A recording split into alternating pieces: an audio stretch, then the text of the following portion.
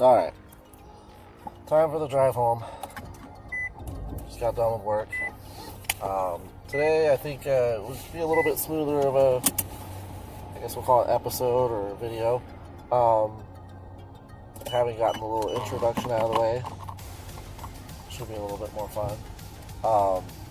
But something that I edited out of my first video that I had alluded to a little bit was the fact that I'm a server. I work in a restaurant, pretty darn busy one, well-known chain, and I've been there a few years now. I started out as a dishwasher. Spent about 6 months doing that. It was one of the worst jobs I've ever had. They worked you to death in some of the worst conditions I've ever seen for not really that much money. But I get it, it's low skill work, whatever. From there I moved up to being a busboy, cleaning tables, keeping the restaurant clean, all that kind of stuff, helping out the servers whenever possible. That job was a little better, paid a little better, and had a little bit better shifts. You were at least fairly clean. But you got something called tip share, so basically you got a small percentage of all of the servers' tips contributed to you. But after about 6 months of doing that, I was like, look, I need to be a server. I need to make better money. I'm a social person. I have the skills for it, for sure. And so I became a server. So I've been doing that for about 2 years, almost 2.5 years. In a lot of ways, I liked it. It was, like I said, cleaner work. You got to deal with the guests, do a lot more social activity and make a lot better money per hour. But your shifts are generally, a lunch shift, you're looking at 4 to 5 hours of work. And if you want to work a double, and work dinner as well, you're looking at another 4 to 5 hours work. So if you want to get a good 7 to 9 hour day in, your options are basically to be there all day and all night. It's not like a regular job. You don't get to go in at 9 o'clock in the morning and clock out at 5 o'clock or whatever it is that you choose your set schedule. Basically, to work full time as a server,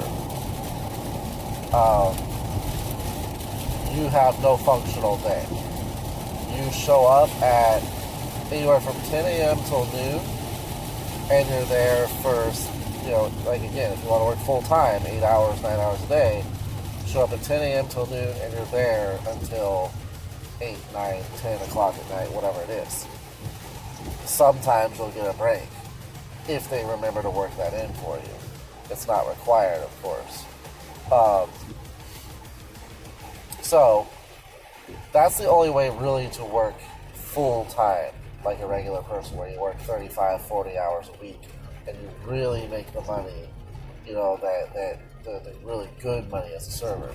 I can work 25 hours a week and make, depending on the week, it can fluctuate for sure, but I could make $400, $450. If business is really picking up, really kind of booming, yeah, you can make really good money even just working part-time. However,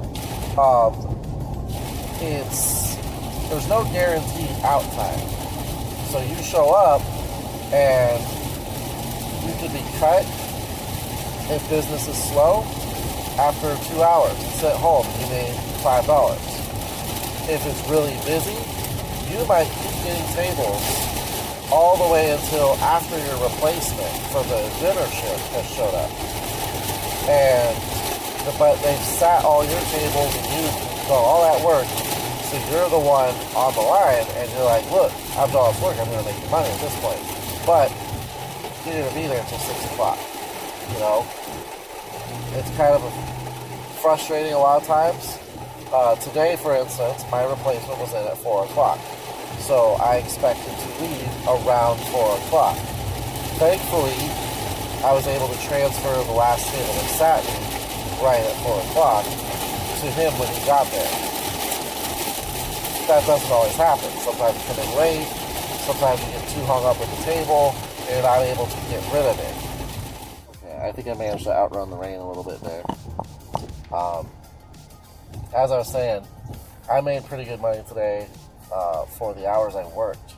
My coworker made over $100 today, but he also had tables with a lot bigger sales, larger parties, and they got bigger meals. The people I had today were, for the most part, coming in to get cheap lunch and water. So I still, $64 in, 4.5, 5 hours of work is pretty good. Especially, if you include the $5.48 an hour that covers the taxes on the tips, then cool, that's my money without tax. So that's not too bad. The problem I have with this job is generally the way it's managed. The people that are your bosses are pretty out of touch with the things that actually go on in the dining room and that you have to deal with.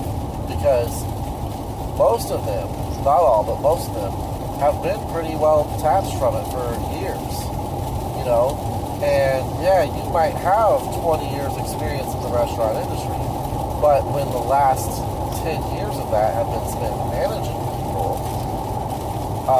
you might know how to put together a payroll schedule or, how to do an interview, or inventory or anything like that. But when it comes to the actual experience of what's happening at the tables in the dining room that your servers are having to deal with, they're clueless. And then when you go even further up the line, when you go to corporate, who has made a lot of decisions recently with the beer flu coming along, that they've had to make some changes. I understand some of them. Personally, and this is probably something we can cover in the video today, personally, I'm 100% against the lockdowns. I feel like they've been counterproductive. They've done nothing but harm people. We don't quarantine the healthy. We quarantine the sick. And we deal with sickness and disease every single year. And I don't want to hear it's not like the flu. The fact is, it's a respiratory disease that comes around. People learn to deal with it. You wash your hands, you be hygienic, you avoid people who are sick, coughing. You stay home. If you're sick, whatever. We have immune systems for a reason, and they work. Anyways, corporate's made some really weird decisions. And not just corporate, but local management as well. For instance, we used to have sugar caddies on the table. The sugar caddies, it's just like a little cup with a bunch of the artificial sweetener and sugar substitute and all that sort of thing, sweet, low, whatever, that guests might want to use for their drinks or their unsweet tea, whatever it is. We were, with every single table, since the beer flu stuff, since we reopened, we were taking the salt and pepper shakers and the sugar caddies off the tables until they're requested. And then we would hand them to the guest or set them on the table. And then when that guest was finished with it, when that table was done, the busser cleaned and sanitizes the salt and pepper shaker or the sugar caddy and removed it. And same thing, if it was requested, we brought it back. Well, that apparently is not good enough. One guest, and I'm not exaggerating, one guest one day had an issue with, you're just setting his cups down and then other people are touching them or whatever the issue was. They didn't like the fact that we had the sugar caddies on the table that we could hand out to the table. So, management decides no more sugar caddies. If a guest wants sugar, you have to ask them which one they want and then go get it for them. Okay, well, it seems kind of dumb, but we'll figure it out. We deal with that for about a week. And the next thing turns out, instead of being able to keep the sugars in the side station, which is where your server gets their drinks, their straws, condiments, things like that, and it's right off the dining room, instead of being able to just go there and get the sugars, now we're required to go all the way back to dry storage, a storage room in the back, very back of the restaurant, to get those sugars. Now, management thinks it's whatever. You say something like, hey, you want us to maintain a certain level of guest experience and quality service, and yet you keep adding all these little things. And they might seem like minute details, but when you've got 20 minute details, then each one adds an additional 15, 20, 30 seconds, a minute, whatever, because if you say, I need sweet flow, okay, now I have to go all the way to the back of the restaurant, find sweet flow, and bring that all the way back out to you. But usually, when you have a request for me, I'm stacking that in with 3 to 4 other requests for my other 2 or 3 tables, and throwing it all together. So, okay, you want sweet flow. The table next to you needs another Coke, a refill, and the table next to him wants some breadsticks. So normally, I go over there, I grab the Coke, set it down so it's waiting. I go back, grab a basket of breadsticks, come out, pick up the Coke and the sugar, and come out and hit all 3 of you. Boom, boom, boom, you're all taken care of. Now, I have to decide, okay, now I have to go all the way to the back of the restaurant to get those sugars. So, do I make the Coke and get that to the person real quick so they don't have to sit and wait to have a drink while I make the trip all the way to the back of the restaurant? Do I go get the sugars, come back out, get the bread, get the soda, but everybody's had to wait that much longer? And it might sound silly, but if you've ever been in the restaurant and wondered why it took so long to get your drink or to get your refill or to get whatever it is, your appetizer, the fact is, to you it might seem like a long time, but it's generally been less than 2 minutes since the time you asked for something and the time you get it. And I'm not exaggerating. It seems like a lot longer when you're the guest waiting to enjoy something, and I understand it. As a server, that's why we're so high strung, because we have 30 different things we're trying to make sure we get done so you enjoy your meal. And if we go 15, 20 seconds over, the expected time, it starts adding up and seeming like a bad experience. And that's just one example. You add 30 seconds more to the time it takes me to get sugar for somebody, and it compounds on all the other details. Just the act of having to run and get salt and pepper when somebody asks for it, and the sugar, and then, whatever it is. All these things that are normal conveniences for you at your table, and now it's made into something I have to get for you, but that ends up being just that one extra little step between everything else that you want, or the table next to you wants, or that management's expecting of me. Because besides the service I'm trying to provide you and the other guests that I'm serving, I have obligations to my fellow servers, to my other coworkers. I have to make sure that the ice bin has plenty of ice in it so that we all can get drinks for everyone quickly. I have to make sure there's a rack of glasses available. I have to make sure that the tea is brewed and that there's lemonade. And in between all that, I'm also supposed to be checking to see if there's food up and ready to go for other people's tables, so that hot food doesn't sit in the kitchen and wait. So between all that, we're adding all these additional little steps. Today, when I came in, I was informed that if a guest wants to pay with anything besides cash, and they don't want to pay at the kiosk, and the kiosk is like this little tablet computer on each table where you can pay with your card at whatever point. And 90% of the time, I get people to use those. However, it's quite often that those machines don't work. They just won't read a card, they won't print a receipt, or a lot of our clientele is older, like retired or elderly or whatnot, and they just don't want to use that thing. They just want to hand you a card and have you swipe their card and bring them a ticket to sign. That's it. Simple as that. That's always been the case. We do what the guest wants. Well, today I get informed when I walk in, from now on, if they don't want to use the kiosk, you have to come get a manager if you're going to run a card on the computer. For what?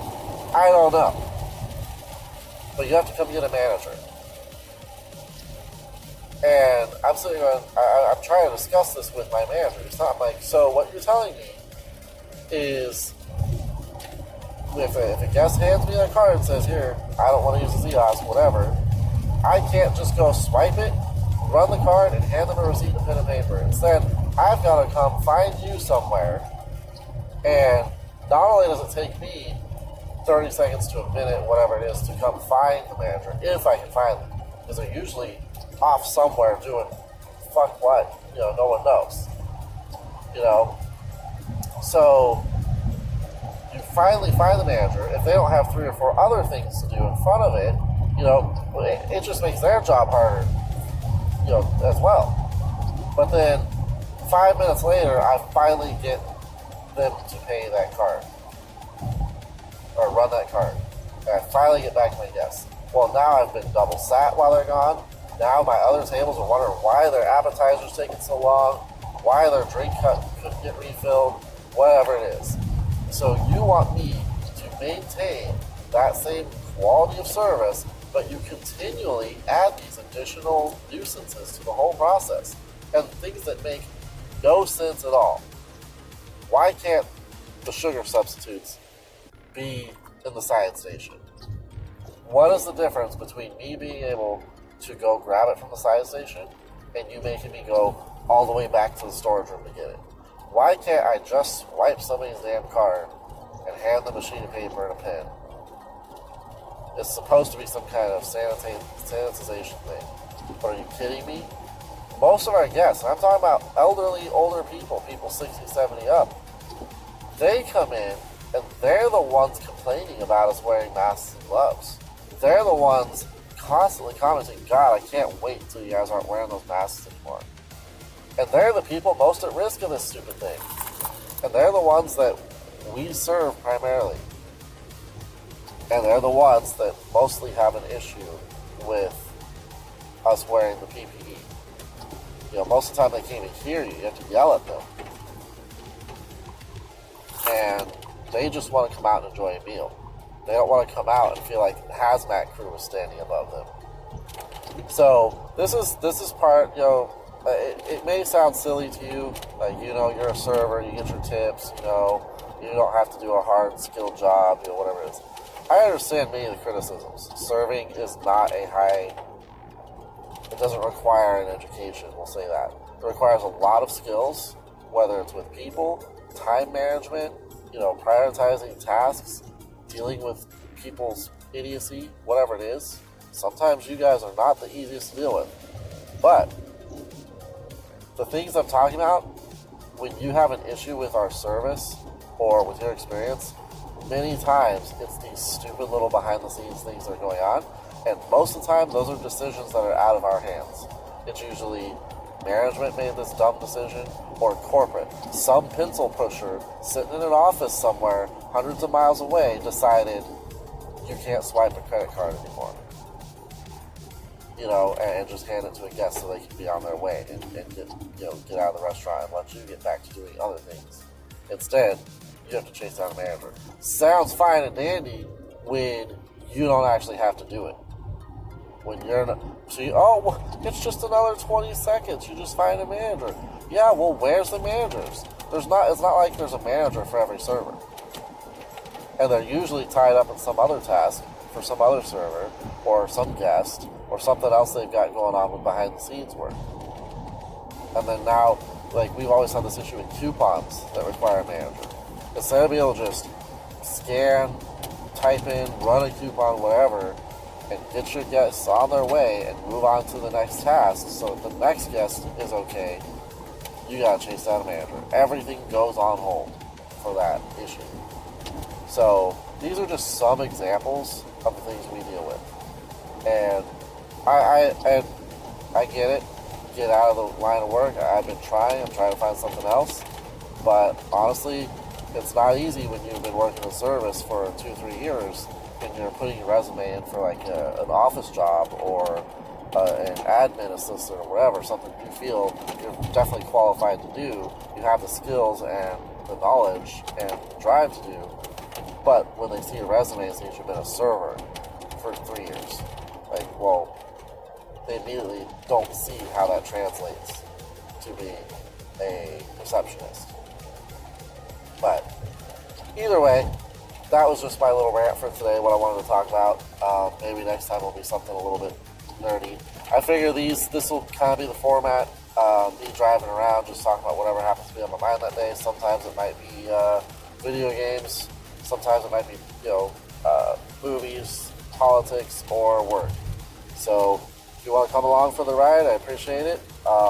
Please, I hate saying this, so I'll probably just end up putting it on the screen each time, but feel free to like, comment, and subscribe. Let me know what you think of anything I have to say. And if you got anything to say in response, I would like to hear it. All right. See you later.